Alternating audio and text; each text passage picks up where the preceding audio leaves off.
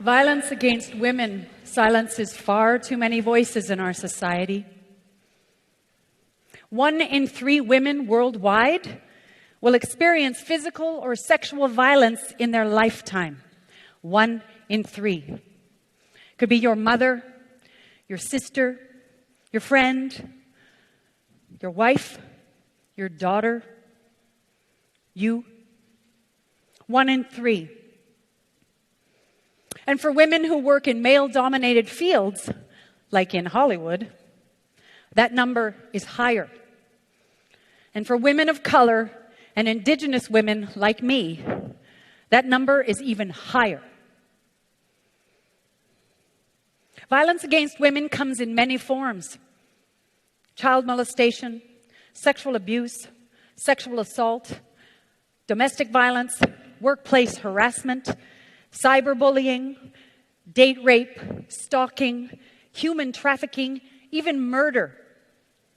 And this list keeps growing. But the targets are the same. Mostly women and those who identify as women, and children who can't defend themselves. Women who can't speak up and speak out against the men who cause them harm.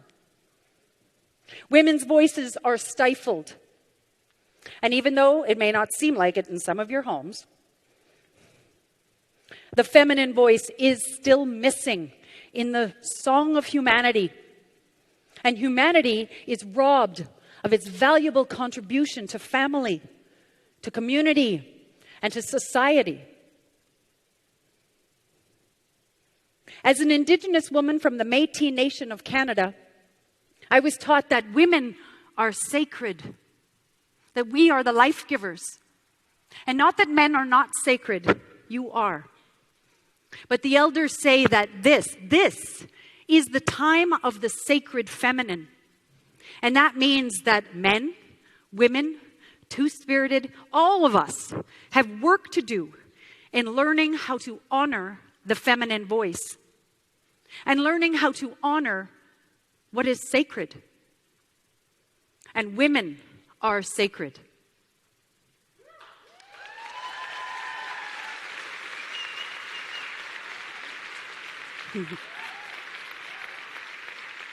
As a little girl, I knew I was sacred. They called me the little songbird.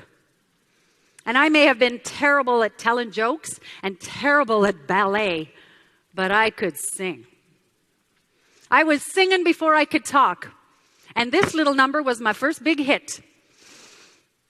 Twinkle, twinkle, little star, how I wonder what you are.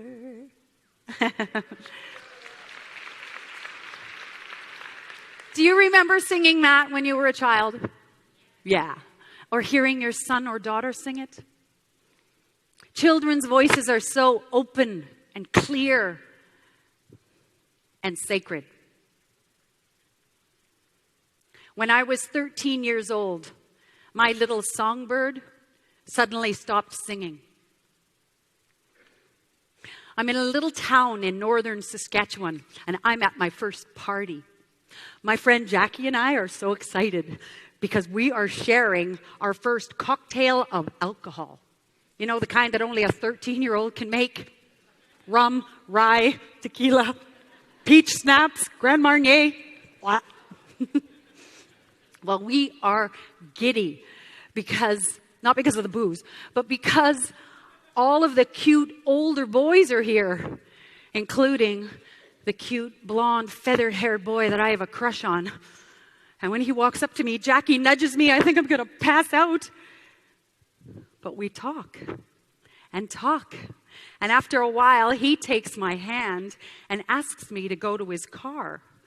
He has a car? I say yes, because I'm going to get my first kiss. Well, I'm in the passenger seat of his chocolate brown station wagon. But my little heart is beating so fast. And when he reaches his arm around me, I'm thinking, this is it. But Instead, he reaches behind me and unlocks the back door, and 2 of his friends jump into the car. The next thing I know, I'm hauled into the back seat, and someone's holding my head down, and I can't breathe, and someone's tearing down my jeans and my panties and sticking their fingers, ow! And I want to cry out and scream, no! But I can't. I just lie there and let them do things to me I don't want them to do. I hate this. I hate myself. And suddenly I hear Jackie calling my name. Andrea. And those older boys hear her too, and they stop, and they quickly shove me out of the car and drive off. I'm so humiliated. I pull up my jeans and walk back to the party. I can't say a word, not to Jackie, not to my parents, because somehow this is my fault. I should have known better. But I swallow my shame, and I lock my voice up tight. The next morning, I wake up to a world that is dangerous. I look at men differently. Is this what all boys and men are like? Am I the only one? Am I the only one? No. For the first time, I really look and pay attention to the girls and the women in my community. Suddenly, their stories and their suffering become very real to me. No, I am not the only one. My own auntie, my gentle, sweet auntie, was attacked by a stranger walking home from work one night. Now, I remember she was beat up. She was so black and blue, you couldn't see the color of her own skin. But was she sexually violated too? I didn't ask. And she never said. That's how women lose their voice. Why don't we say anything? Or anyone else say anything? And why aren't the boys and the men taking responsibility? Even today. Women's voices are missing, but the voices of boys and men are missing too.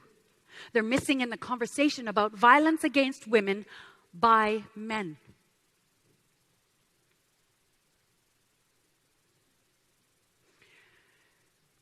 So, because there was this great silence that descended over everything, my 13-year-old self thought that women's voices, especially Indigenous women's voices, didn't matter. When bad things happen to you, you don't turn against your perpetrator, you turn against yourself. You swallow your shame and you lock your voice up tight. So that's how my little songbird went silent. For 15 years, I swallowed my shame and stifled my voice until this burning lump in my throat started to choke me. Oh, my wounds had healed years ago, but this burning lump in my throat just wasn't going away. So finally, at the age of 28, I go to see my elder, Sylvia. Now, Sylvia was a Cree elder, a pipe carrier, and a native rights activist who knows how to use her voice. In the Cree tradition, if you seek an elder's guidance, you offer tobacco in the spirit of respect and reciprocity. Well, I offer Sylvia tobacco. And she can tell I'm nervous, so she says, "Why don't we walk down by the river, my girl? You can tell me your story while we walk." Now, I'm uncomfortable, and I barely get to the part where I'm about the burning lump in my throat when she says, "I want you to come sing at the feast tomorrow, my girl. Come sing for your people." What? The grandmothers gave you that voice for a reason. Yeah, but my throat. It's because you're not using it, my girl. That beautiful voice was meant to be used to heal your people. You must use your voice, just like that bird. I didn't hear any bird, and I sure as heck wasn't singing at the feast tomorrow. I tell her so. You know what you need, my girl? A dog. And with that, she speeds off down the river without me. A dog? I give her tobacco and she tells me to get a dog? Well, guess what? I got a dog. Yeah. My little black cockapoo Shady came into my life, and she was shady. She was always getting into trouble, getting skunked, stealing treats out of my purse. But she loved the outdoors, and she got me outdoors, out of my house and out into the beautiful fields and forests along the South Saskatchewan River. It was the first time in my adult life that I heard the birds chirping and heard the healing sounds of Mother Nature. So maybe Sylvia was onto something, because amongst all these natural cries and calls, I realized just how locked up my voice really was. So one beautiful spring morning, Shady and I are out walking, and she's playing tag with this crow along the riverbank. And the water is really high and moving fast. And I can tell that this crow is leading Shady closer and closer to the edge. And all of a sudden, I hear a big splash. I turn and I see little Shady's head bobbing in and out of the cold water, and she's flapping her legs in total panic. I try and reach for her, but she's too far away from the shore. I try and follow her downstream, but there's this big bush in the way. So I run like mad, and Shady's dog paddling like mad, but she is losing her fight with the current. So I plunge right into that freezing water, and I grab hold of Shady's collar, and I fight that current and haul her and me out of that freezing water and out onto the shore. Whew. Now I am trembling in fear and clinging to Shady, but she won't have it. She is up and shaking and barking and howling and doing laps in the sand. She's acting crazy. And then this crow starts acting crazy. And then the other crows join in, cawing and swooping, and then the seagulls. It's like all of the riverbank breaks into song with Shady. And in no time at all, Shady's back chasing that crow, doing exactly what she was doing before she fell in. And that's when I realized what just happened. Shady has used her voice to howl and shake the fear right out of her body. And Mother Nature has used her voice to support her. And what am I doing? Trembling in fear and choking on this burning lump in my throat. Shady taught me a very important lesson that day, that you always have a choice. And you can sit there choking on your fear, or you can be more like Shady and howl and shake the fear right out of your body too, because your voice is meant to be used. So that's what I did. I yelled and I screamed, and the next thing you know, I'm a pile of tears in the sand. At first, I'm crying over my fear of losing Shady, but then I can't stop crying. And crying, I start to sob and wail. I'm like a wounded animal howling. And when Shady starts barking, and that crow starts cawing, and all of Mother Nature breaks into song for me, I howl for my little songbird who lost her song. I howl for that 13-year-old girl who didn't know she was allowed to cry out when bad things happened to her. And I howl for all of my sisters who've been hurt and beaten and raped and murdered. And I howl.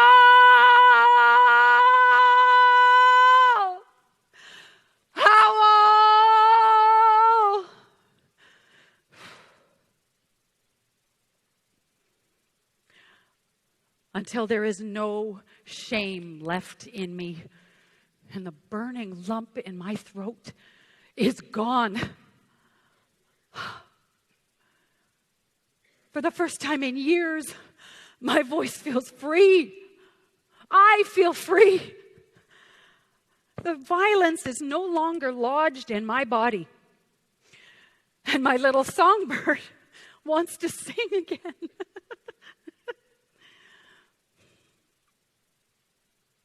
Well, the next time I see Sylvia, I tell her everything about Shady and the birds and the howling and Mother Nature's song of love. And she just looks at me and smiles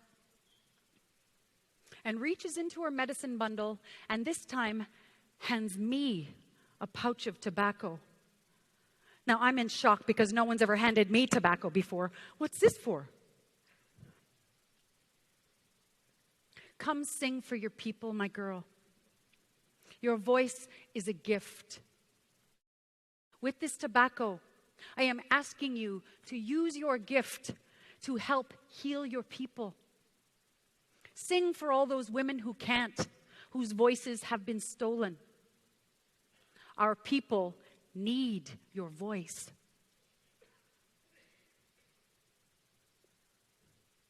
My voice matters?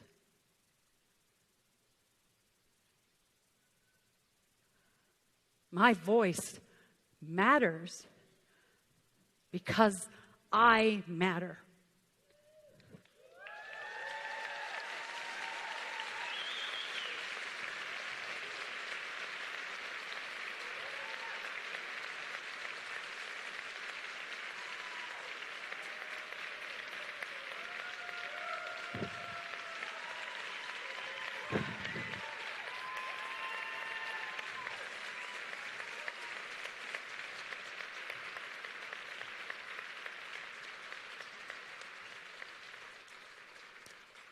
I am sacred. And so are you. And so is every single woman alive on this planet. And those of you who have been violated and who have suffered violence and may be choking in silence right now, let me use my voice to remind you how valuable you are. You are sacred. And you can stop some of the violence in our world by reclaiming your sacredness and by adding your voice to the women, to the chorus of women and men saying, no more. I will be silent no more. Say that with me. I will be silent no more. One more time. I will be silent no more. Well, I accept that tobacco. And just like my little songbird did when I was a little girl, I sing for my people. I sing a song that rallies the courage of my sisters and the compassion of my brothers. Because I finally get it. We're in this together. When we come together as one, when we raise our voice as one, we can do anything. When birds of a feather sing and take wing together, a murmur becomes a roar. When 1 plus a billion voices soar, there can be silence no more. I will be silent no more. No more violence against women. No more turning against what is sacred. No more silent bystanders. And no more silence. When 1 plus a billion voices soar, sing with me. There can be silence no more. I will be silent no more. One more time, even if you have a lump in your throat. Let's raise our voice as one. I will be